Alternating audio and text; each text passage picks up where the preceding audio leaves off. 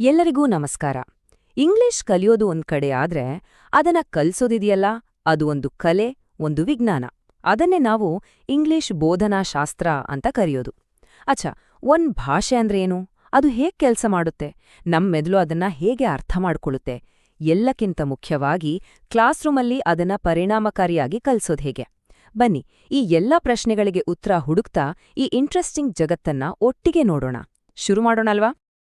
ಸರಿ, ನಮ್ಮ ಇವತ್ತಿನ ಪಯಣದಲ್ಲಿ 6 ಮುಖ್ಯ ನಿಲ್ದಾಣಗಳಿವೆ. ಮೊದಲು ಭಾಷೆಯ ಆತ್ಮ ಅಂದ್ರೆ ಏನು ಅಂತ ಶುರು ಮಾಡಿ ಆಮೇಲೆ ಅದರ ರಚನೆಯನ್ನ ಬಿಡಿಸಿ ನೋಡೋಣ. ನಮ್ಮ ಮನಸ್ಸು ಅದನ್ನ ಹೇಗೆ ಕಲಿಯುತ್ತೆ ಅಂತ ತಿಳ್ಕೊಂಡು ಆನಂತರ ಕಲ್ಸೋಕಿರೋ ತಂತ್ರಗಳು, ಕೌಶಲ್ಯಗಳು ಮತ್ತೆ ಕೊನೆಗೆ ಕರ್ತಿದ್ದನ್ನ ಅಳಿಯೋದ್ ಹೇಗೆ ಅಂತ ನೋಡೋಣ. ಪ್ರತಿಯೊಂದು ಹಂತವೂ ಮುಂದಿನ ಹಂತಕ್ಕೆ ಒಂದು ಬೇಸಿದ್ದ ಹಾಗೆ. ಮೊದಲನೆಯದಾಗಿ ಈ ಲ್ಯಾಂಗ್ವೇಜ್ ಅಥವಾ ಭಾಷೆ ಅನ್ನೋ ಪದ ಎಲ್ಲಿಂದ ಬಂತು? ಇದು ಲ್ಯಾಟಿನ್ ಭಾಷೆಯ ಲಿಂಗ್ವಾ ಅನ್ನೋ ಪದದಿಂದ ಬಂದಿದೆ, ಅಂದರೆ ನಾಲಿಗೆ ಅಂತ. ಆದ್ರೆ ಭಾಷೆ ಅಂದ್ರೆ ಸುಮ್ನೆ ನಾಲಿಗೆ ಆಡ್ಸೋದಷ್ಟೇ ಅಲ್ಲ ಅಲ್ವಾ, ಇದು ಅದಕ್ಕಿಂತ ಎಷ್ಟೋ ದೊಡ್ಡದು. ನಮ್ಮ ತಲೆಯಲ್ಲಿರೋ ಸಾವಿರಾರು ಆಲೋಚನೆಗಳಿಗೆ, ಮನಸ್ಸಲ್ಲಿರೋ ಭಾವನೆಗಳಿಗೆ, ಕಲ್ಪನೆಗಳಿಗೆ ಒಂದು ರೂಪ ಕೊಡುವ ಅದ್ಭುತ ಸಾಧನ ಇದು. ಸಂವಹನದ ಹೃದಯವೇ ಭಾಷೆ. ಪಂಡಿತ್ ನೆಹರು ಅವರ ಈ ಮಾತು ನೋಡಿ ಎಷ್ಟು ಪವರ್ಫುಲ್ ಆಗಿದೆ. ಇಂಗ್ಲಿಷ್ ಆಧುನಿಕ ಜಗತ್ತಿಗೆ ನಮ್ಮ ಪ್ರಮುಖ ಕಿಟಕಿ ಅಂತ. ಯೋಚನೆ ಮಾಡಿ, ಈ ಕಿಟಕಿಯಿಂದ ನಾವು ಹೊರಗೆ ನೋಡಿದಾಗ ನಮ್ಗೆ ಇಡೀ ಜಗತ್ತಿನ ವಿಜ್ಞಾನ, ಟೆಕ್ನಾಲಜಿ, ಹೊಸ ಹೊಸ ಆಲೋಚನೆಗಳು ಎಲ್ಲವೂ ಕಾಣಿಸ್ತೆ. ಅದರಲ್ಲೂ ಭಾರತದಂತಹ ವೈವಿಧ್ಯಮಯ ದೇಶದಲ್ಲಿ ಇಂಗ್ಲಿಷ್ ನಮ್ಮೆಲ್ಲರನ್ನೂ ಜಗತ್ತಿನ ಜೊತೆ ಬೆಸೆಯುವ ಒಂದು ದೊಡ್ಡ ಸೇತುವೆ ಇದ್ದಾಗೆ. ಹಾಗಾದ್ರೆ ಭಾರತದಲ್ಲಿ ಇಂಗ್ಲಿಷ್ನ ಅಧಿಕೃತ ಸ್ಟೇಟಸ್ ಏನು? ನಮ್ಮ ಸಂವಿಧಾನದ ಆರ್ಟಿಕಲ್ 343(1) ಪ್ರಕಾರ ಹಿಂದಿ ನಮ್ಮ ಅಧಿಕೃತ ಭಾಷೆ. ಆದರೆ ಅದೇ ಆರ್ಟಿಕಲ್ನ 343 ಎರಡನೇ ಭಾಗ ಇಂಗ್ಲಿಷ್ಗೆ ಸಹಾಯಕ ಅಧಿಕೃತ ಭಾಷೆಯ ಸ್ಥಾನಮಾನವನ್ನ ಕೊಡುತ್ತೆ.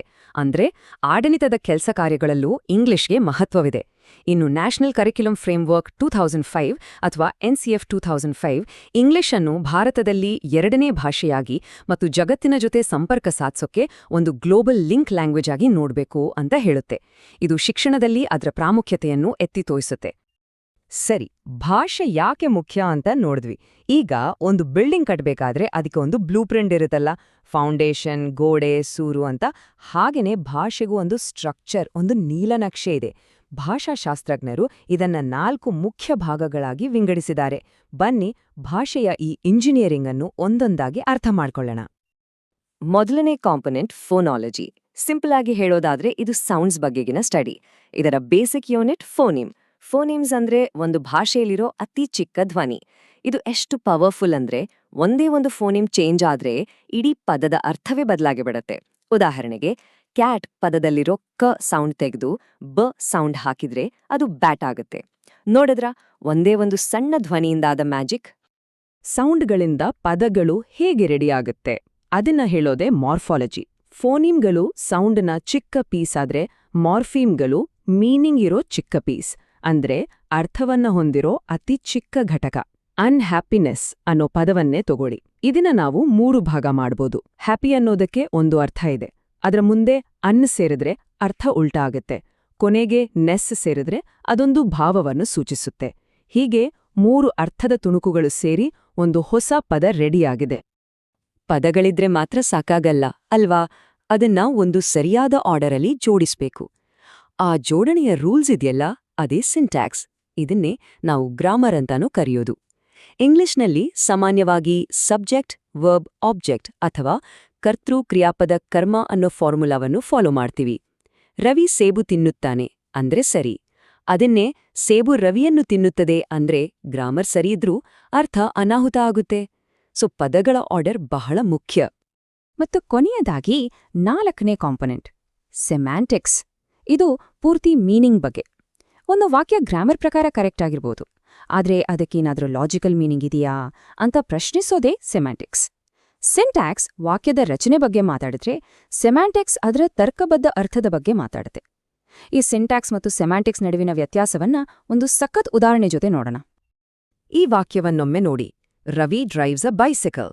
ಈಗ ಸಿಂಟ್ಯಾಕ್ಸ್ ಅಂದ್ರೆ ಗ್ರಾಮರ್ ರೂಲ್ಸ್ ಪ್ರಕಾರ ಇದು correct. Subject Ravi, verb drives, object bicycle ಎಲ್ಲವೂ ಪರ್ಫೆಕ್ಟ್ ಆರ್ಡರ್ನಲ್ಲಿದೆ. ಆದ್ರೆ ಸೆಮ್ಯಾಂಟಿಕ್ಸ್ ಅಂದ್ರೆ ಲಾಜಿಕ್ ದೃಷ್ಟಿಯಿಂದ ಇದು ಸರಿನಾ? ಖಂಡಿತ ಇಲ್ಲ. ಯಾಕಂದ್ರೆ ನಾವು ಸೈಕಲ್ ಅನ್ನ ಡ್ರೈವ್ ಮಾಡಲ್ಲ, ರೈಡ್ ಮಾಡ್ತೀವಿ. ನೋಡಿದ್ರಾ, ಇದೇ ಗ್ರಾಮರ್ಗೂ ಮತ್ತು ಲಾಜಿಕಲ್ ಮೀನಿಂಗೂ ಇರೋ ಸೂಕ್ಷ್ಮ ವ್ಯತ್ಯಾಸ. ಇಂಟ್ರೆಸ್ಟಿಂಗ್ ಅಲ್ವಾ? ಓಕೆ, ಭಾಷೆಯ ಸ್ಟ್ರಕ್ಚರ್ ಬಗ್ಗೆ ನೋಡಿದ್ವಿ. ಈಗ ಇಷ್ಟು ಕಾಂಪ್ಲೆಕ್ಸ್ ಆಗಿರೋ ಸಿಸ್ಟಮ್ ಅನ್ನು ನಮ್ಮ ಮನಸ್ಸು ಹೇಗೆ ತನ್ನದಾಗಿಸಿಕೊಳ್ಳುತ್ತೆ ಅನ್ನೋ ಮ್ಯಾಜಿಕ್ ಬಗ್ಗೆ ನೋಡೋಣ. ನಾವು ಭಾಷೆಯನ್ನ ನಮ್ಮದಾಗಿಸಿಕೊಳ್ಳೋಕ್ಕೆ 2 ಮುಖ್ಯ ದಾರಿಗಳಿವೆ. ಒಂದು ಅರ್ಜನೆ, ಇನ್ನೊಂದು ಕಲಿಕೆ. Acquisition versus learning. ಏನಿದು? ಇವೆರಡಕ್ಕೂ ಏನ್ ವ್ಯತ್ಯಾಸ? ಭಾಷಾ ಅರ್ಜನೆ ಅಂದ್ರೆ ಅಕ್ವಿಸಿಷನ್ ಅಂದ್ರೆ ಒಂದು ಮಗು ತನ್ನ ತಾಯಿನುಡಿಯನ್ನು ಕಲಿಯೋ ಹಾಗೆ.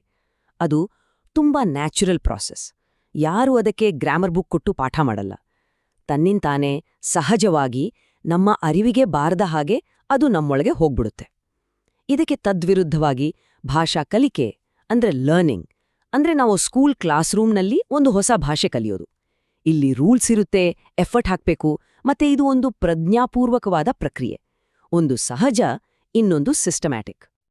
ಈ ನ್ಯಾಚುರಲ್ ಲರ್ನಿಂಗ್ ಬಗ್ಗೆ ಮಾತಾಡಿದಾಗ ಪ್ರಸಿದ್ಧ ಭಾಷಾಶಾಸ್ತ್ರಜ್ಞ ನೋಮ್ ಚಾಮ್ಸ್ಕಿ ಅವರ ಥಿಯರಿ ಬಗ್ಗೆ ಹೇಳಲೇಬೇಕು. ಅವರ ಪ್ರಕಾರ ಪ್ರತಿಯೊಂದು ಮಗು ಹುಟ್ಟುವಾಗಲೇ ಅದರ ಮೆದುಳಲ್ಲಿ ಭಾಷೆಯನ್ನ ಕಲಿಯೋಕೆ ಒಂದು ಇನ್ಬಿಲ್ಟ್ ಡಿವೈಸ್ ಇರುತ್ತಂತೆ. ಅದಕ್ಕೆ ಅವರು ಲ್ಯಾಂಗ್ವೇಜ್ ಎಕ್ವಿಸಿಷನ್ ಡಿವೈಸ್ ಅಥವಾ LAD ಅಂತ ಹೆಸರಿಟ್ರು. ಇದನ್ನ ಒಂದ್ ರೀತಿ ಯಾವುದೇ ಭಾಷೆಯ ಗ್ರಾಮರನ್ನು ಆಟೋಮ್ಯಾಟಿಕ್ ಆಗಿ ಗ್ರಹಿಸೋಕೆ ರೆಡಿಯಾಡಿರೋ ಒಂದು ಯೂನಿವರ್ಸಲ್ ಸಾಫ್ಟ್ವೇರ್ ಅಂತ ಅನ್ಕೊಳ್ಬೋದು. ಅದಕ್ಕೆ ಮಕ್ಕಳು ತಮ್ಮ ಸುತ್ತಮುತ್ತ ಕೇಳೋ ಭಾಷೆಯನ್ನ ಅಷ್ಟು ಸುಲಭವಾಗಿ ಕಲ್ತ್ಬಿಡ್ತಾರೆ. ಸರಿ, ನಮ್ಮ ಮನಸ್ಸು ಭಾಷೆಯನ್ನ ಹೇಗೆ ಕಲಿಯುತ್ತೆ ಅಂತ ಗೊತ್ತಾಯ್ತು. ಈಗ ಈ ಜ್ಞಾನವನ್ನ ಇಟ್ಕೊಂಡು ಒಂದು ಕ್ಲಾಸ್ ರೂಮಲ್ಲಿ ಪರಿಣಾಮಕಾರಿಯಾಗಿ ಕಲಿಸೋದು ಹೇಗೆ? ಇದಕ್ಕಾಗಿ ಟೀಚರ್ಸ್ ಹತ್ರ ಇರಬೇಕಾದ ಕೆಲವು ಪ್ರಮುಖ ತತ್ವಗಳು ಮತ್ತೆ ವಿಧಾನಗಳ ಒಂದು ಟೂಲ್ ಕಿಟ್ ಅನ್ನ ನೋಡೋಣ. ಇಫೆಕ್ಟಿವ್ ಆಗಿ ಕಲಿಸೋಕೆ ಕೆಲವು ಗೋಲ್ಡನ್ ರೂಲ್ಸ್ ಇವೆ. ಎಲ್ಲದಕ್ಕಿಂತ ಮುಖ್ಯವಾಗಿರೋದು ಮೋಟಿವೇಶನ್. ಕಲಿಯೋ ಸ್ಟೂಡೆಂಟ್ಗೆ ಇಂಟ್ರೆಸ್ಟ್ ಇರ್ಬೇಕಲ್ವಾ? ಆ ಇಂಟ್ರೆಸ್ಟ್ ಹುಟ್ಟಿಸೋದೇ ಟೀಚರ್ನ ಮೊದಲ ಕೆಲ್ಸ. ಅದು ಬಂದ ಮೇಲೆ ಅವರಿಗೆ ಈಗಾಗ್ಲೇ ಏನು ಗೊತ್ತಿದೆಯೋ ಅಲ್ಲಿಂದ ಶುರು ಮಾಡಿ ನಿಧಾನವಾಗಿ ಗೊತ್ತಿಲ್ಲದ ಹೊಸ ವಿಷಯಗಳ ಕಡೆಗೆ ಹೋಗ್ಬೇಕು. ಸಿಂಪಲ್ ವಿಷಯಗಳಿಂದ ಶುರು ಮಾಡಿ ಕಾಂಪ್ಲೆಕ್ಸ್ ವಿಷಯಗಳಿಗೆ ಹೋಗ್ಬೇಕು. ಇದರಿಂದ ಕಲಿಯೋದು ಸುಲಭ ಆಗುತ್ತೆ ಮತ್ತು ಕಾನ್ಫಿಡೆನ್ಸ್ ಕೂಡ ಹೆಚ್ಚಾಗುತ್ತೆ. ಬೋಧನೆಯಲ್ಲಿ ನೂರಾರು ಮೆಥಡ್ಗಳಿದ್ರೂ 2 ಪ್ರಮುಖವಾದ ಆದ್ರೆ ತದ್ವಿರುದ್ಧವಾದ ವಿಧಾನಗಳಿವೆ. ಒಂದು ಡೈರೆಕ್ಟ್ ಮೆಥಡ್. ಇದರ ಸ್ಪೆಷಾಲಿಟಿ ಏನು ಅಂದ್ರೆ ಕ್ಲಾಸ್ನಲ್ಲಿ ಮಾತೃಭಾಷೆಗೆ ನೋ ಎಂಟ್ರಿ. ಎಲ್ಲವೂ ಇಂಗ್ಲಿಷ್ನಲ್ಲೇ ನಡಿಬೇಕು. ಮಾತಾಡೋದಕ್ಕೆ ಹೆಚ್ಚು ಫೋಕಸ್. ಇನ್ನೊಂದು ಗ್ರಾಮರ್ ಟ್ರಾನ್ಸ್ಲೇಷನ್ ಮೆಥಡ್. ಇದು ತುಂಬಾ ಟ್ರೆಡಿಷನಲ್ ವಿಧಾನ. ಇಲ್ಲಿ ಮಾತೃಭಾಷೆಯ ಸಹಾಯದಿಂದಲೇ ಗ್ರಾಮರ್ ರೂಲ್ಸ್ ಕಲಿಸಲಾಗತ್ತೆ ಮತ್ತು ಭಾಷಾಂತರಕ್ಕೆ ಹೆಚ್ಚು ಪ್ರಾಮುಖ್ಯತೆ ಕೊಡಲಾಗತ್ತೆ. ಒಂದು ಮಾತನ್ನ ಕಲಿಸಿದ್ರೆ ಇನ್ನೊಂದು ಓದು ಬರಹವನ್ನ ಕಲಿಸುತ್ತೆ. ಯಾವುದೇ ಒಂದು ಭಾಷೆಯಲ್ಲಿ ಎಕ್ಸ್ಪರ್ಟ್ ಆಗ್ಬೇಕು ಅಂದ್ರ ನಾವು 4 ಮುಖ್ಯ ಸ್ಕಿಲ್ಸ್ ಅನ್ನ ಕರಗತ ಮಾಡ್ಕೋಬೇಕು. ಇವನ್ನ ಭಾಷಾ ಕಲಿಕೆಯ 4 ಪಿಲರ್ಸ್ ಅಥವಾ ಆಧಾರ ಸ್ತಂಭಗಳು ಅಂತಾನೆ ಹೇಳಬಹುದು. ಹಾಗಾದ್ರೆ ಆ 4 ಸ್ತಂಭಗಳು ಯಾವುವು? ಅವು ಒಂದಕ್ಕೊಂದು ಹೇಗೆ ಸಂಬಂಧಿಸಿವೆ? ನೋಡೋಣ ಬನ್ನಿ. ಈ 4 ಕೌಶಲ್ಯಗಳನ್ನ ಶಾರ್ಟ್ ಆಗಿ LSRW ಅಂತ ಕರೀತಾರೆ. ಲಿಸ್ನಿಂಗ್, ಸ್ಪೀಕಿಂಗ್, ರೀಡಿಂಗ್ ಮತ್ತು ರೈಟಿಂಗ್. ಅಂದ್ರೆ ಕೇಳುವುದು, ಮಾತನಾಡುವುದು, ಓದುವುದು ಮತ್ತು ಬರೆಯುವುದು. ಒಂದು ಮಗು ತನ್ನ ತಾಯಿನುಡಿಯನ್ನು ಹೇಗೆ ಕಲಿಯುತ್ತೆ ಅಂತ ಯೋಚಿಸಿ ನೋಡಿ. ಅದು ಮೊದಲು ತಿಂಗಳುಗಟ್ಲೆ, ವರ್ಷಗಟ್ಲೆ ಬರೀ ಕೇಳಿಸ್ಕೊಳ್ಳುತ್ತೆ. ಆಮೇಲೆ ನಿಧಾನವಾಗಿ ತೊದಲು ನುಡಿಗಳಲ್ಲಿ ಮಾತಾಡಕ್ ಶುರು ಮಾಡುತ್ತೆ. ಆಮೇಲೆ ಸ್ಕೂಲ್ನಲ್ಲಿ ಅಕ್ಷರ ಕಲಿತು ಓದುತ್ತೆ ಮತ್ತು ಕೊನೆಗೆ ಬರೆಯೋ ಕಲಿಯುತ್ತೆ. ಇದೇ ನೋಡಿ ಭಾಷಾ ಕಲಿಕೆಯ ನ್ಯಾಚುರಲ್ ಆರ್ಡರ್. ಈ 4 ಕೌಶಲ್ಯಗಳನ್ನ ನಾವು 2 ಟೀಮ್ಗಳಾಗಿ ಡಿವೈಡ್ ಮಾಡಬಹುದು. ಕೇಳುವುದು ಲಿಸ್ನಿಂಗ್ ಮತ್ತು ಓದುವುದು ರೀಡಿಂಗ್. ಇವೆಂಡು ಗ್ರಹಣ ಕೌಶಲ್ಯಗಳು ಅಥವಾ ರಿಸೆಪ್ಟಿವ್ ಸ್ಕಿಲ್ಸ್. ಯಾಕಂದ್ರೆ ಇವುಗಳ ಮೂಲಕ ನಾವು ಮಾಹಿತಿಯನ್ನ ನಮ್ಮ ಮೆದುಳಿನೊಳಗೆ ತಗೊಳ್ತೀವಿ. ಇದು ಇನ್ಪುಟ್. ಇನ್ನೊಂದು ಟೀಮ್ ಮಾತನಾಡುವುದು ಸ್ಪೀಕಿಂಗ್ ಮತ್ತು ಬರೆಯುವುದು ರೈಟಿಂಗ್. ಇವು ಉತ್ಪಾದನಾ ಕೌಶಲ್ಯಗಳು ಅಥವಾ ಪ್ರೊಡಕ್ಟಿವ್ ಸ್ಕಿಲ್ಸ್. ಯಾಕಂದ್ರೆ ಇವುಗಳ ಮೂಲಕ ನಾವು ನಮ್ಮ ಆಲೋಚನೆಗಳನ್ನ ಹೊರಗೆ ಹಾಕ್ತೀವಿ. ಇದು ಔಟ್ಪುಟ್. ಓದೋದು ಅಂದಾಗ ನಾವು ಯಾವಾಗ್ಲೂ ಒಂದೇ ತರ ಓದೋದಿಲ್ಲ ಅಲ್ವಾ? ಇಲ್ಲಿ 2 ಇಂಪಾರ್ಟೆಂಟ್ ಟೆಕ್ನಿಕ್ಸ್ ಇವೆ: ಸ್ಕ್ಯಾನಿಂಗ್ ಮತ್ತು ಸ್ಕಿಮ್ಮಿಂಗ್. ಯೋಚನೆ ಮಾಡಿ, ನಿಮ್ಗೆ ಒಂದು ಫೋನ್ ಡೈರಿಯಲ್ಲಿ ನಿರ್ದಿಷ್ಟವಾದ ಫೋನ್ ನಂಬರ್ ಬೇಕು. ಆಗ ನೀವು ಇಡೀ ಪುಟವನ್ನ ಓದ್ತೀರಾ? ಇಲ್ಲ. ಆ ನಂಬರ್ಗಾಗಿ ಮಾತ್ರ ಕಣ್ಣು ಹಾಯಿಸ್ತೀರಿ. ಅದನ್ನೇ ಸ್ಕ್ಯಾನಿಂಗ್ ಅನ್ನೋದು. ಇನ್ನು ನ್ಯೂಸ್ ಪೇಪರ್ ಓದುವಾಗ ಪೂರ್ತಿ ಆರ್ಟಿಕಲ್ ಓದೋ ಮೊದಲು ಹೆಡ್ಲೈನ್ಸ್ ನೋಡಿ ವಿಷಯ ಏನು ಅಂತ ಅರ್ಥ ಮಾಡ್ಕೊಳ್ಳಕ್ಕೆ ಟ್ರೈ ಮಾಡ್ತೀರಲ್ಲ, ಅದನ್ನೇ ಸ್ಕಿಮ್ಮಿಂಗ್ ಅನ್ನೋದು. ಒಂದು ನಿರ್ದಿಷ್ಟತೆಗಾಗಿ, ಇನ್ನೊಂದು ಸಾರಾಂಶಕ್ಕಾಗಿ. ಇದುವರೆಗೂ ಭಾಷೆ ಅಂದ್ರೇನು, ಅದನ್ನ ಕಲಿಯೋದು ಹೇಗೆ ಮತ್ತು ಕಲ್ಸೋದು ಹೇಗೆ ಅಂತ ನೋಡಿದ್ವಿ. ಈಗ ನಮ್ಮ ಪಯಣದ ಕೊನೆಯ ಮತ್ತು ಬಹಳ ಮುಖ್ಯವಾದ ಭಾಗಕ್ಕೆ ಬಂದಿದ್ದೇವೆ. ಅದೇನಂದ್ರೆ ಒಂದು ಮಗು ಎಷ್ಟು ಕಲ್ತಿದೆ ಅಂತ ನಮ್ಗೆ ಗೊತ್ತಾಗೋದು ಹೇಗೆ. ಇಲ್ಲಿಯೇ ಮೌಲ್ಯಮಾಪನ ಅಥವಾ ಇವ್ಯಾಲ್ಯೂಯೇಷನ್ ಬರೋದು. ಅದರಲ್ಲೂ ಮಾಡರ್ನ್ ಎಜುಕೇಷನ್ನಲ್ಲಿ ತುಂಬಾನೇ ಇಂಪಾರ್ಟೆಂಟ್ ಆಗಿರೋ ಸಿಸಿಇ ಬಗ್ಗೆ ತಿಳ್ಕೊಳ್ಳೋಣ. ಸಿಸಿಇ ಅಂದ್ರೆ ಕಂಟಿನ್ಯೂಯಸ್ ಆ್ಯಂಡ್ ಕಾಂಪ್ರಿಹೆನ್ಸಿವ್ ಎವ್ಯಾಲ್ಯೂಯೇಷನ್, ಅಂದರೆ ನಿರಂತರ ಮತ್ತು ವ್ಯಾಪಕ ಮೌಲ್ಯಮಾಪನ. ಇದರ ಹಿಂದಿರೋ ಐಡಿಯಾ ತುಂಬಾ ಸಿಂಪಲ್. ಮಕ್ಕಳ ಕಲಿಕೆಯನ್ನ ಕೇವಲ ವರ್ಷದ ಕೊನೆಗೆ ಬರುವ ಒಂದು ಪರೀಕ್ಷೆಯಿಂದ ಅಳೆಯಬಾರದು. ನಿರಂತರ ಅಂದ್ರೆ ಕಲಿಕೆ ನಡೀತಾ ಇರೋವಾಗ್ಲೇ ವರ್ಷವಿಡೀ ಮೌಲ್ಯಮಾಪನ ನಡೀತಾನೇ ಇರುತ್ತೆ. ವ್ಯಾಪಕ ಅಂದ್ರೆ ಕೇವಲ ಪಠ್ಯದ ಜ್ಞಾನವನ್ನಷ್ಟೇ ಅಲ್ಲ, ಅವರ ಆಟ, ಕಲೆ, ಅವರು ಬೇರೆಯವರ ಜೊತೆ ಹೇಗೆ ಬೆರೆಯುತ್ತಾರೆ ಅನ್ನೋದು ಕೂಡ ಮೌಲ್ಯಮಾಪನದ ಭಾಗ ಆಗಿರುತ್ತೆ. ಅಂದ್ರೆ ಮಗುವಿನ ಸರ್ವಾಂಗೀಣ ಬೆಳವಣಿಗೆಯನ್ನ ಗಮನಿಸೋದು. ಎಸಿಸಿಇಯಲ್ಲಿ 2 ಮುಖ್ಯ ವಿಧಗಳಿವೆ. ಮೊದಲನೆಯದು ರಚನಾತ್ಮಕ ಮೌಲ್ಯಮಾಪನ.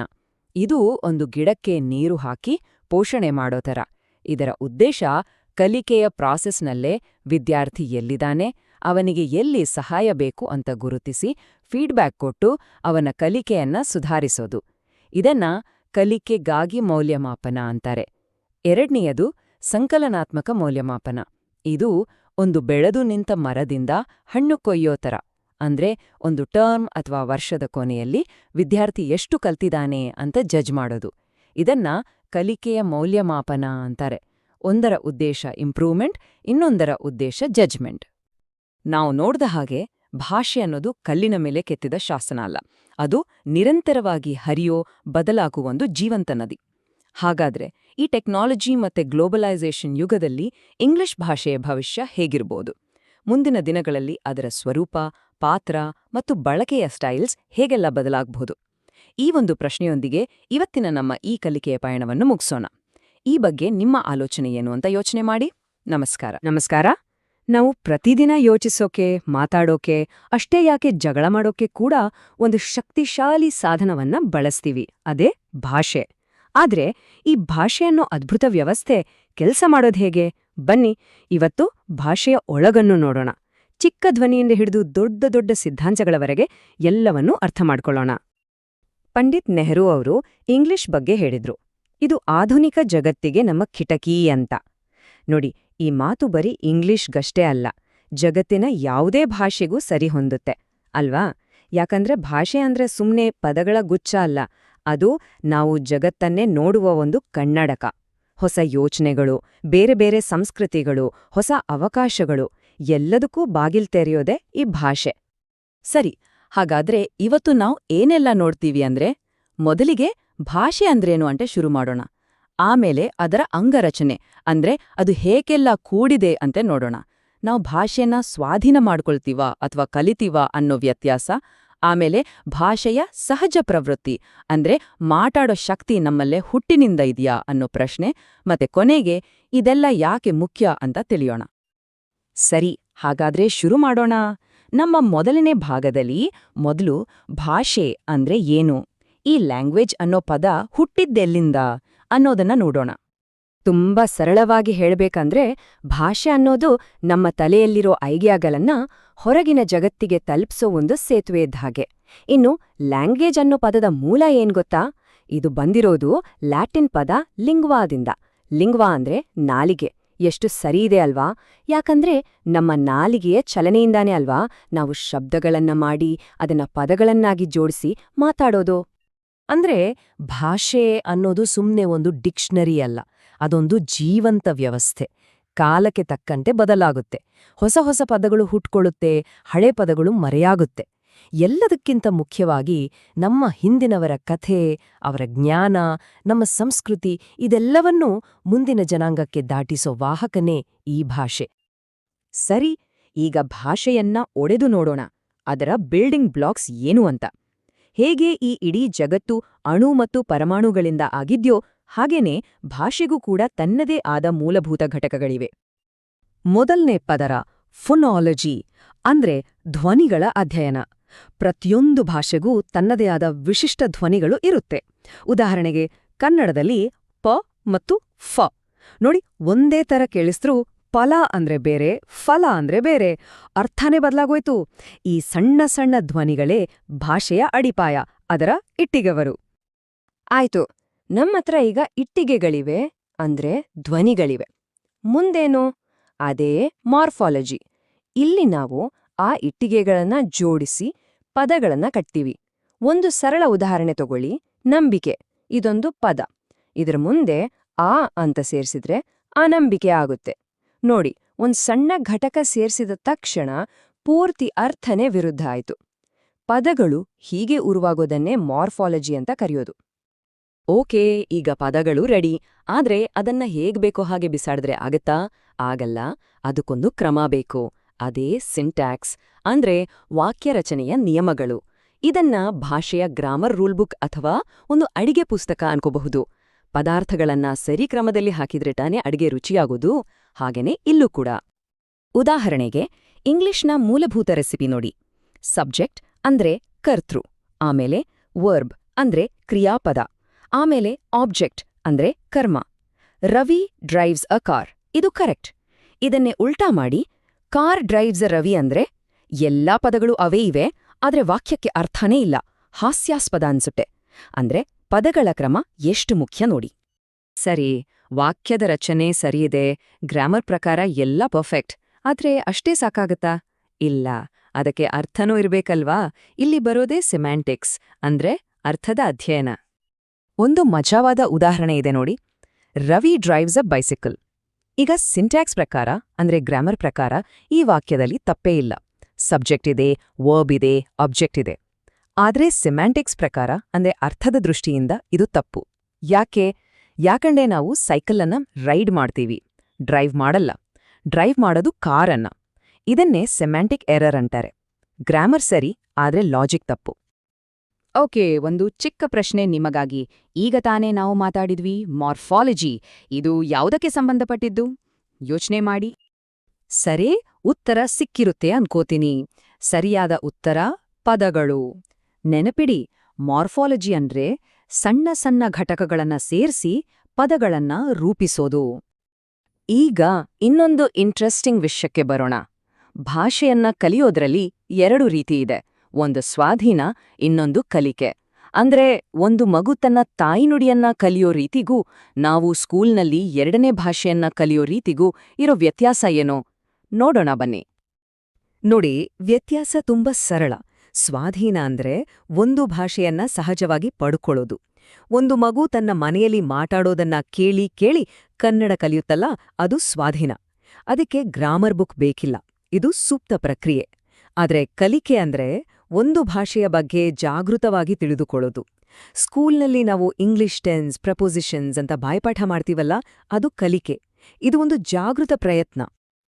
ಸರಿ, ಇದು ನಮ್ಮ ಇವತ್ತಿನ ಚರ್ಚೆಯ ಒಂದು ಕ್ಲೈಮ್ಯಾಕ್ಸ್ ಪಾಯಿಂಟ್ಗೆ ನಮ್ಮನ್ನ ಕರ್ಕೊಂಡ್ಬಂದಿದೆ.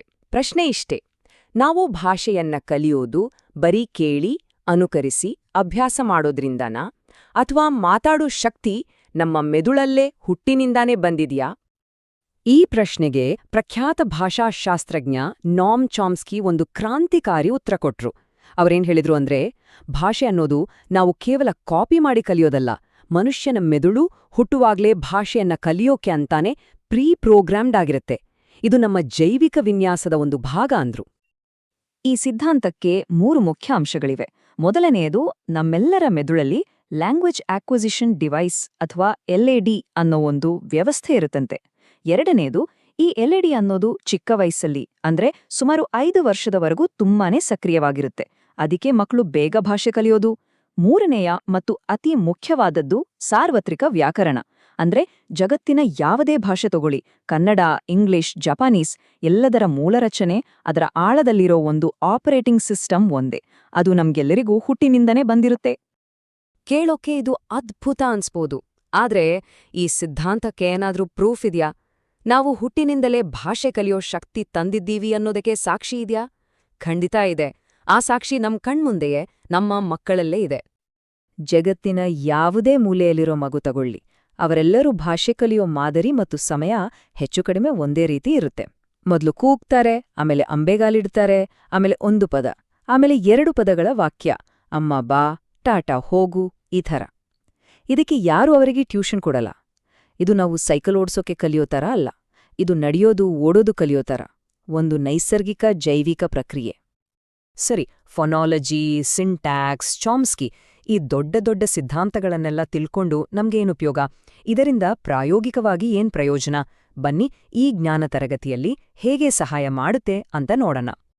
ನೋಡಿ, ಒಂದು ಭಾಷೆ ಹೇಗೆ ಕೆಲ್ಸ ಮಾಡುತ್ತೆ ಅಂತ ನಮ್ಗರ್ಥವಾದ್ರೆ ಅದನ್ನ ಕಲ್ಸೋದು ಕೂಡ ಸುಲಭವಾಗುತ್ತೆ. ಭಾಷೆ ಕಲ್ಸೋದು ಅಂದ್ರೆ ಬರೀ ಗ್ರಾಮರ್ ರೂಲ್ಸ್ ಹೇಳ್ಕೊಡೋದಲ್ಲ.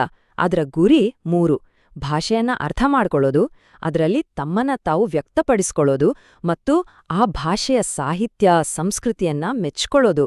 ಈ 3 ಉದ್ದೇಶಗಳನ್ನ ಸಾಧಿಸೋಕೆ ಈ ಸಿದ್ಧಾಂತಗಳು ಸಹಾಯ ಮಾಡುತ್ತೆ. ಕೊನೆಯದಾಗಿ ಒಂದು ಪ್ರಶ್ನೆಯೊಂದಿಗೆ ಮುಗಿಸೋಣ. ನಮ್ಮ ಭಾಷೆಗಳು ನೋಡಕ್ಕೆ ಬೇರೆ ಬೇರೆ ಇರ್ಬೋದು. ಕನ್ನಡ, ತೆಲುಗು, ಹಿಂದಿ, ಇಂಗ್ಲಿಷ್ ಎಲ್ಲವೂ ವಿಭಿನ್ನ. ಆದ್ರೆ ಚಾಮ್ಸ್ಕಿ ಹೇಳಿದ ಹಾಗೆ ಈ ಎಲ್ಲಾ ಭಾಷೆಗಳ ಆಳದಲ್ಲಿರೋ ಸಾರ್ವತ್ರಿಕ ವ್ಯಾಕರಣ ಒಂದೇ ಆಗಿದ್ರೆ ಹಾಗಾದ್ರೆ ನಮ್ಮೆಲ್ಲರನ್ನೂ ಬೆಸೆಯುವ ಆ ಮೂಲಭೂತ ಸಂಪರ್ಕದ ಬಗ್ಗೆ ಇದು ನಮ್ಗೆ ಏನ್ ಹೇಳುತ್ತೆ? ಯೋಚನೆ ಮಾಡಿ. ನಮಸ್ಕಾರ. ನಮ್ಮ ವಿದ್ಯಾರ್ಥಿಗಳನ್ನ ಆತ್ಮವಿಶ್ವಾಸದಿಂದ ಇಂಗ್ಲಿಷ್ ಮಾತಾಡೋ ಹಾಗೆ ಮಾಡೋದು ಹೇಗೆ? ಇದು ಬಹುಶಃ ಪ್ರತಿಯೊಬ್ಬ ಶಿಕ್ಷಕರ ಮುಂದಿರುವ ದೊಡ್ಡ ಸವಾಲು. ಈ ಸವಾಲನ್ನ ಎದುರಿಸಲು ಬೇಕಾದ ಒಂದು ಕ್ಲಿಯರ್ ಫ್ರೇಮ್ವರ್ಕ್ ಬಗ್ಗೆ ಈ ವಿಶ್ಲೇಷಣೆಯಲ್ಲಿ ಮಾತಾಡೋಣ. ಬನ್ನಿ ಶುರು ಮಾಡೋಣ. ಪ್ರತಿಯೊಬ್ಬ ಶಿಕ್ಷಕರ ಮನಸ್ಸಲ್ಲೂ ಈ ಪ್ರಶ್ನೆ ಇದ್ದೇ ಇರುತ್ತೆ ಅಲ್ವಾ? ಫಸ್ಟ್ ಡೇಯಿಂದಾನೇ ಒಬ್ಬ ಸ್ಟೂಡೆಂಟ್ನ ಕಾನ್ಫಿಡೆಂಟ್ ಇಂಗ್ಲಿಷ್ ಸ್ಪೀಕರ್ ಆಗಿ ರೆಡಿ ಮಾಡೋದು ಹೇಗೆ? ನಮ್ಮ ಇವತ್ತಿನ ಇಡೀ ಚರ್ಚೆಯ ಕೇಂದ್ರಬಿಂದುನೇ ಇದು. ಯಾವುದೇ ಪ್ರಯಾಣ ಶುರು ಮಾಡೋಕೆ ಮುಂಚೆ ನಮ್ಮ ಡೆಸ್ಟಿನೇಷನ್ ಯಾವುದು ಅಂತ ಗೊತ್ತಿರ್ಬೇಕಲ್ವಾ? ಹಾಗೇನೆ ನಾವು ಇಂಗ್ಲಿಷ್ ಯಾಕೆ ಕಲಿಸ್ತಾ ಇದೀವಿ? 6ರಿಂದ 8ನೇ ಕ್ಲಾಸ್ ಮಕ್ಕಳಿಂದ ನಾವು ಏನನ್ನ ನಿರೀಕ್ಷೆ ಮಾಡಬೇಕು? ಮೊದಲು ಆ ಗುರಿಗಳನ್ನ ಸ್ಪಷ್ಟ ಮಾಡ್ಕೊಳ್ಳೋಣ. ನಮ್ಮ ಗೋಲ್ ಬರೀ ಎಕ್ಸಾಮ್ನಲ್ಲಿ ಮಾರ್ಕ್ಸ್ ತಗೊಳ್ಳೋದಲ್ಲ. ವಿದ್ಯಾರ್ಥಿಗಳು ಇಂಗ್ಲಿಷ್ನಲ್ಲಿ ಯಾರಾದ್ರೂ ಮಾತಾಡಿದ್ರೆ ಅದನ್ನ ಅರ್ಥ ಮಾಡ್ಕೋಬೇಕು, ದಿನನಿತ್ಯ ಮಾತಾಡಕ್ಕೆ ಬೇಕಾದಷ್ಟು ಪದಗಳನ್ನ ಕಲಿಬೇಕು, ಮತ್ತೆ ಮುಖ್ಯವಾಗಿ ತಮ್ಮ ಯೋಚನೆಗಳನ್ನ ಸಿಂಪಲ್ ಆಗಿ ಹೇಳೋಕೆ ಮತ್ತೆ ಬರೆಯೋಕೆ ಶಕ್ತರಾಗ್ಬೇಕು. ಇವೇ ನೋಡಿ ನಿಜವಾದ ಕಮ್ಯುನಿಕೇಷನ್ನ ಅಡಿಪಾಯ. ಸರಿ, ನಮ್ಮ ಗುರಿ ಈಗ ಕ್ಲಿಯರ್ ಆಯ್ತು. ಈಗ ಆ ಗುರಿಯನ್ನ ತಲುಪೋಕೆ ಸರಿಯಾದ ದಾರಿಯಲ್ಲಿ ಹೋಗ್ಬೇಕಂದ್ರೆ ನಮ್ಗೊಂದು ಕಂಪಾಸ್ ಬೇಕಲ್ವಾ? ಆ ಕಂಪಾಸ್ ಬೇರೇನೂ ಅಲ್ಲ, ನಮ್ಮ ಟೀಚಿಂಗ್ ಹಿಂದಿಲೋ ತತ್ವಗಳು ಮತ್ತು ಸೂತ್ರಗಳು. ಅವು ಯಾವುವು ಅಂತ ಒಂದೊಂದಾಗಿ ನೋಡೋಣ. ಈ 2 ಸೂತ್ರಗಳು ಟೀಚಿಂಗ್ನ ಗೋಲ್ಡನ್ ರೂಲ್ಸ್ ಇದ್ಹಾಗೆ. ಮಕ್ಕಳಿಗೆ ಆಲ್ರೆಡಿ ಏನ್ ಗೊತ್ತಿದ್ಯೋ ಅಲ್ಲಿಂದ ಶುರು ಮಾಡಿ ಗೊತ್ತಿಲ್ದದ ವಿಷಯಕ್ಕೆ ಕರ್ಕೊಂಡೋಗೋದು. ಸಿಂಪಲ್ ಆಗಿರೋ ಇಟ್ಟಿಗೆಗಳನ್ನೇ ಇಟ್ಟು ಕಾಂಪ್ಲೆಕ್ಸ್ ಆಗಿರೋ ಬಿಲ್ಡಿಂಗ್ ಕಟ್ಟೋದು. ಈ ಮೆಥಡ್ ಮಕ್ಕಳಲ್ಲಿ ನನ್ಗೂ ಕಲಿಯೋಕಾಗತ್ತೆ ಅನ್ನೋ ಕಾನ್ಫಿಡೆನ್ಸ್ ಕೊಡುತ್ತೆ. ಇವು ಬರೀ ಪದಗಳಲ್ಲ, ಇವು ನಮ್ಮ ಕ್ಲಾಸ್ ರೂಮ್ನ ವಾತಾವರಣವನ್ನೇ ಡಿಸೈಡ್ ಮಾಡೋ ತತ್ವಗಳು. ಉದಾಹರಣೆಗೆ ಅನುಕರಣೆಯ ತತ್ವ. ಮಕ್ಕಳು ಭಾಷೆ ಕಲಿಯೋದು ಹೇಗೆ? ಕೇಳಿದ್ದನ್ನ ಇಮಿಟೇಟ್ ಮಾಡೋ ಮೂಲಕ ತಾನೇ? ಹಾಗೇನೆ ಮಾತೃಭಾಷೆಯ ಬಳಕೆ. ಹೊಸ ಪದಗಳನ್ನ ವಿವರಿಸೋಕೆ ಕೆಲವೊಮ್ಮೆ ಮಕ್ಕಳ ಮಾತೃಭಾಷೆಯನ್ನೇ ಬಳಸಿದ್ರೆ ಅದೊಂದು ಬ್ರಿಡ್ಜ್ ತರ ಕೆಲಸ ಮಾಡುತ್ತೆ. ಪ್ರತಿಯೊಂದು ತತ್ವವು ಸಕ್ಸಸ್ಫುಲ್ ಟೀಚಿಂಗ್ಗೆ ಒಂದೊಂದು ಮೆಟ್ಟಿಲು. ಸರಿ, ನಮ್ಮತ್ರ ಈಗ ಗೋಲಿದೆ, ದಾರಿ ತೋರ್ಸೋಕೆ ಕಂಪಾಸ್ ಕೂಡ ಇದೆ. ಇನ್ನೂ ಬೇಕಾಗಿರೋದು ಸರಿಯಾದ ಪರಿಕರಗಳು, ಅಂದ್ರೆ ನಮ್ಮ ಟೂಲ್ ಕಿಟ್. ಈ ಟೂಲ್ ಕಿಟ್ನಲ್ಲಿ ನಮ್ಮ ಗುರಿಗಳನ್ನ ಸಾಧಿಸೋಕೆ ನಾವು ಬಳಸ್ಬೋದಾದ ಬೇರೆ ಬೇರೆ ಟೀಚಿಂಗ್ ಮೆಥಡ್ಸ್ ಇವೆ. ಇಲ್ಲಿ ಭಾಷೆ ಕಲಿಸೋಕೆ 2 ಬೇರೆ ಬೇರೆ ದಾರಿಗಳನ್ನ ನಾವು ನೋಡಬಹುದು. ಒಂದು ದಾರಿ ಡೈರೆಕ್ಟ್ ಮೆಥಡ್. ಇದು ಹೇಗಪ್ಪ ಅಂದ್ರೆ ಸ್ವಿಮ್ಮಿಂಗ್ ಕಲಿಬೇಕಾ, ಸೀದಾ ನೀರಿಗಿಳಿದ್ಬಿಡು ಅನ್ನೋ ಹಾಗೆ. ಇನ್ನೊಂದು ದಾರಿ ಗ್ರಾಮರ್ ಟ್ರಾನ್ಸ್ಲೇಷನ್. ಇದು ಈಜು ಕಲಿಯೋಕೆ ಮುಂಚೆ ಅದ್ರ ಬಗ್ಗೆ ಪುಸ್ತಕ ಓದಿ ಎಲ್ಲಾ ರೂಲ್ಸ್ ತಿಳ್ಕೊಂಡು ಆಮೇಲೆ ನೀರಿಗಿಳಿಯೋ ಥರ. ಎರಡಕ್ಕೂ ಅದ್ರದೇ ಆದ ಪ್ರಾಮುಖ್ಯತೆ ಇದೆ. ನಾವು ಯಾಕೆ ಕಲಿಸ್ಬೇಕು, ಹೇಗೆ ಕಲಿಸ್ಬೇಕು ಅಂತ ನೋಡಿದ್ವಿ. ಈಗ ಅಸಲಿ ವಿಷಯಕ್ಕೆ ಬರೋಣ. ನಾವು ಏನನ್ನು ಕಲಿಸ್ಬೇಕು? ಭಾಷೆ ಅನ್ನೋ ಒಂದು ಬಿಲ್ಡಿಂಗಿಗೆ 4 ಮುಖ್ಯ ಪಿಲ್ಲರ್ಗಳಿವೆ. ಆಲಿಸೋದು ಅಂದ್ರೆ ಲಿಸ್ನಿಂಗ್, ಮಾತನಾಡೋದು ಅಂದ್ರೆ ಸ್ಪೀಕಿಂಗ್, ಓದೋದು ಅಂದ್ರೆ ರೀಡಿಂಗ್ ಮತ್ತು ಬರೆಯೋದು ಅಂದ್ರೆ ರೈಟಿಂಗ್, ಶಾರ್ಟ್ ಆಗಿ LSW.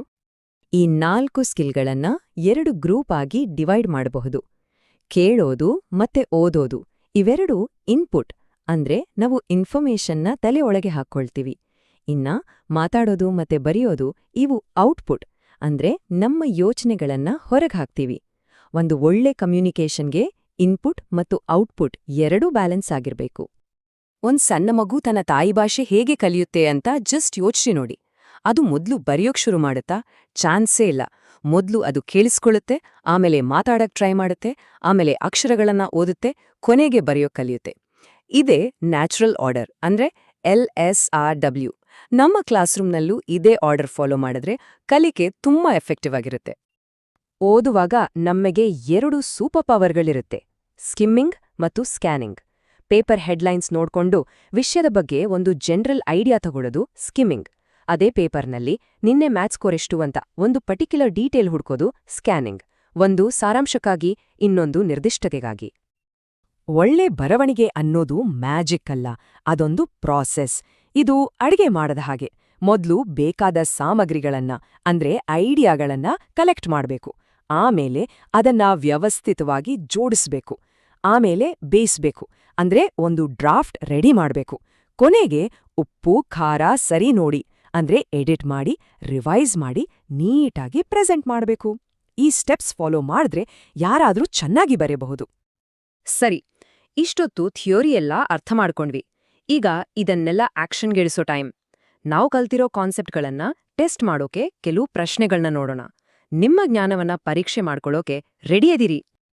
ಮೊದಲನೇ ಪ್ರಶ್ನೆ ಇಲ್ಲಿದೆ.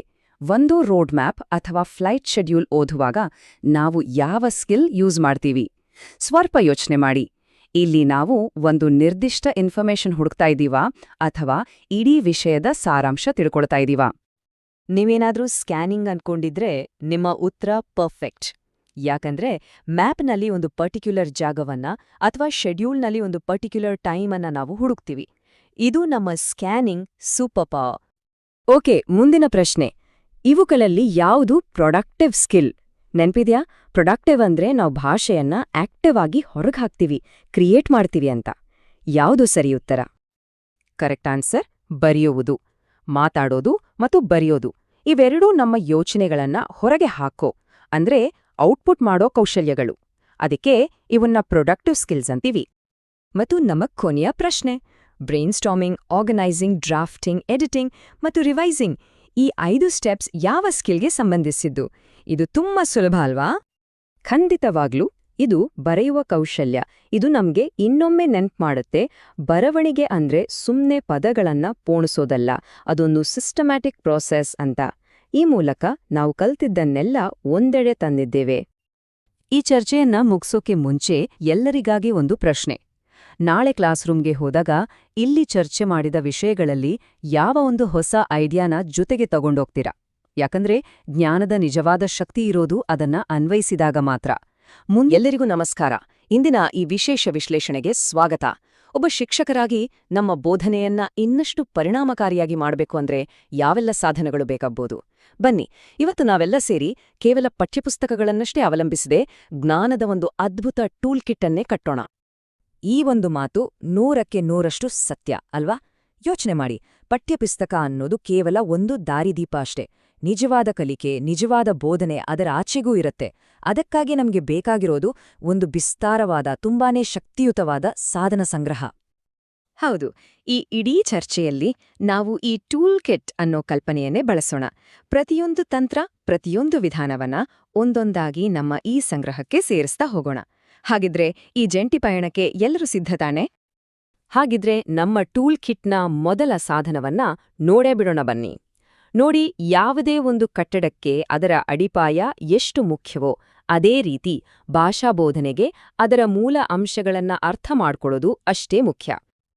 ಇಲ್ಲಿ ಒಂದು ತುಂಬಾನೇ ಕುತೂಹಲಕಾರಿ ವಿಷಯ ಇದೆ ಗೊತ್ತಾ? ಇಂಗ್ಲಿಷ್ನಲ್ಲಿರೋದು ಕೇವಲ 26 ಅಕ್ಷರಗಳು, ಆದ್ರೆ ಅವುಗಳಿಂದ ಒಟ್ಟು 44 ಬೇರೆ ಬೇರೆ ಧ್ವನಿಗಳು ಅಂದ್ರೆ ಫೋನಿಮ್ಗಳು ಸೃಷ್ಟಿಯಾಗ್ತವೆ. ಅದರಲ್ಲಿ 20 ಸ್ವರಧ್ವನಿಗಳು ಮತ್ತು 24 ವ್ಯಂಜನ ಧ್ವನಿಗಳು ಸೇರಿವೆ.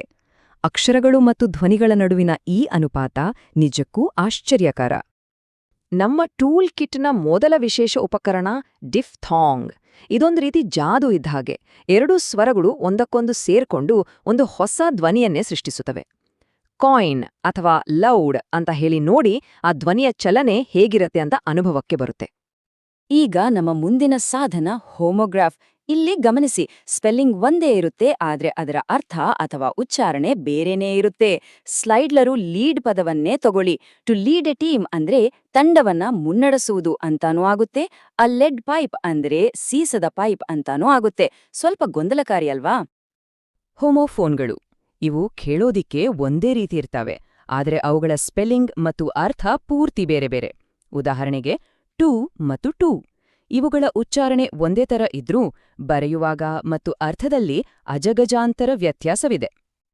ಕೊನೆಯದಾಗಿ ಹೋಮೋನೆಮ್ಸ್ಗಳು.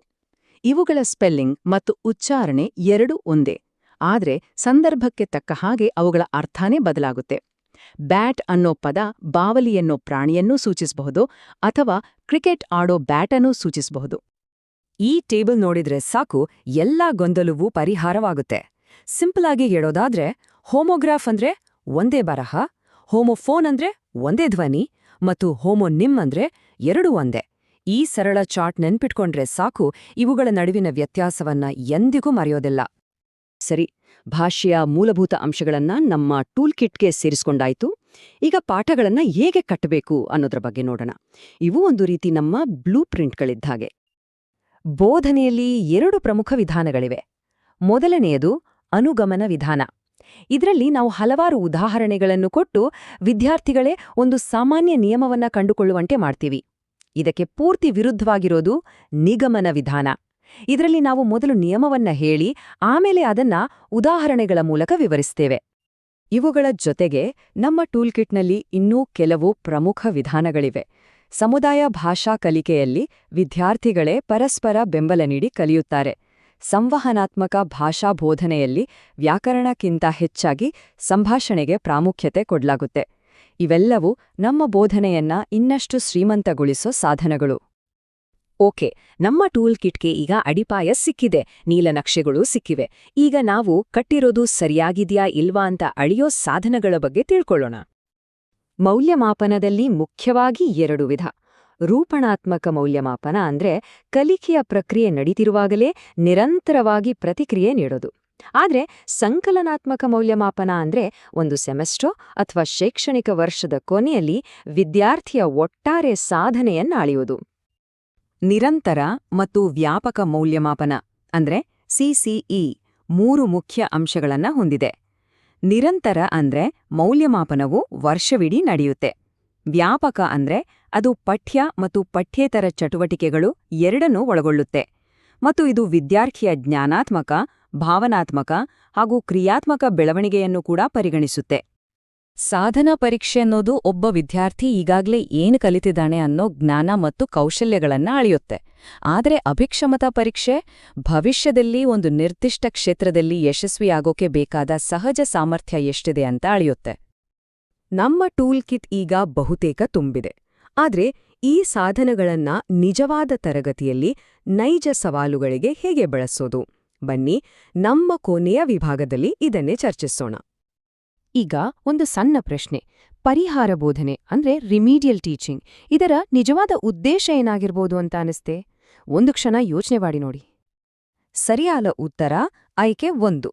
ಪರಿಹಾರ ಬೋಧನೆ ಅನ್ನೋದು ಕಲಿಕೆಯಲ್ಲಿ ಸ್ವಲ್ಪ ಹಿಂದುಳಿದಿರೋ ವಿದ್ಯಾರ್ಥಿಗಳು ಬೇರೆಯವರ ಜೊತೆ ಸಮನಾಗಿ ಸಾಗೋಕೆ ಸಹಾಯ ಮಾಡೋ ಒಂದು ನಿರ್ದಿಷ್ಟ ಸಾಧನ. ಇಲ್ಲಿದೆ ಇನ್ನೊಂದು ಪ್ರಶ್ನೆ. ಯಾವುದೇ ಪರಿಹಾರ ಕೊಡೋಕು ಮುಂಚೆ ಸಮಸ್ಯೆ ಏನು ಅಂತ ನಿಖರವಾಗಿ ಗೊತ್ತಾಗ್ಬೇಕಲ್ವಾ? ಹಾಗಿದ್ರೆ ವಿದ್ಯಾರ್ಥಿಯ ಸಾಮರ್ಥ್ಯ ಮತ್ತು ದೌರ್ಬಲ್ಯಗಳನ್ನ ಗುರುತಿಸೋಕೆ ನಮ್ಮ ಟೂಲ್ಕಿಟ್ನಲ್ಲಿರೋ ಯಾವ ಪರೀಕ್ಷೆ ಹೆಚ್ಚು ಸೂಕ್ತ? ಹೌದು, ಸರಿಯಾದ ಉತ್ತರ ನೈದಾನಿಕ ಪರೀಕ್ಷೆ.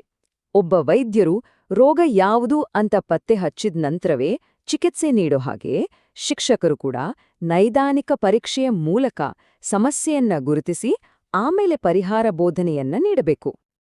ನಮ್ಮ ಕೊನೆಯ ಪ್ರಶ್ನೆ. ಸಿಸಿಇಯ ಅಸಲಿ ಗುರಿ ಏನು ಅನ್ನೋದನ್ನ ಈ ಪ್ರಶ್ನೆ ಮತ್ತೊಮ್ಮೆ ನೆನಪಿಸುತ್ತೆ. ಸರಿಯಾದ ಆಯ್ಕೆ ಯಾವುದು ಅಂತ ಅನಿಸುತ್ತೆ? ಸರಿಯಾದ ಉತ್ತರ ಆಯ್ಕೆ 2. ಸಿಸಿಇಯ ಉದ್ದೇಶ ಕೇವಲ ಪರೀಕ್ಷೆಗಳನ್ನ ನಡೆಸೋದು ಅಥವಾ ಬಾಯ್ಪಾಠಕ್ಕೆ ಒತ್ತು ಕೊಡೋದು ಖಂಡಿತ ಅಲ್ಲ. ಬದಲಾಗಿ ಒಬ್ಬ ವಿದ್ಯಾರ್ಥಿಯ ಸರ್ವತೋಮುಖ ಬೆಳವಣಿಗೆಯನ್ನ ಮೌಲ್ಯಮಾಪನ ಮಾಡೋದು. ನಮ್ಮ ಇಂದಿನ ಈ ಜ್ಞಾನ ಪಯಣದ ಮೂಲಕ ನಮ್ಮೆಲ್ಲರ ಬೋಧನಾ ಟೂಲ್ಕಿಟ್ಗೆ ಕೆಲವು ಹೊಸ ಹೊಳೆಯುವ ಸಾಧನಗಳು ಸೇರಿವೆ ಅಂತ ನನ್ನಂಬಿದ್ದೇನೆ. ಈಗ ನನ್ನದೊಂದು ಕೊನೆಯ ಪ್ರಶ್ನೆ. ಈ ಎಲ್ಲಾ ಸಾಧನಗಳಲ್ಲಿ ನಾಳೆಯೇ ತರಗತಿಯಲ್ಲಿ ಬಳಸಬೇಕು ಅಂತ ಅನಿಸೋ ಮೊದಲ ಸಾಧನ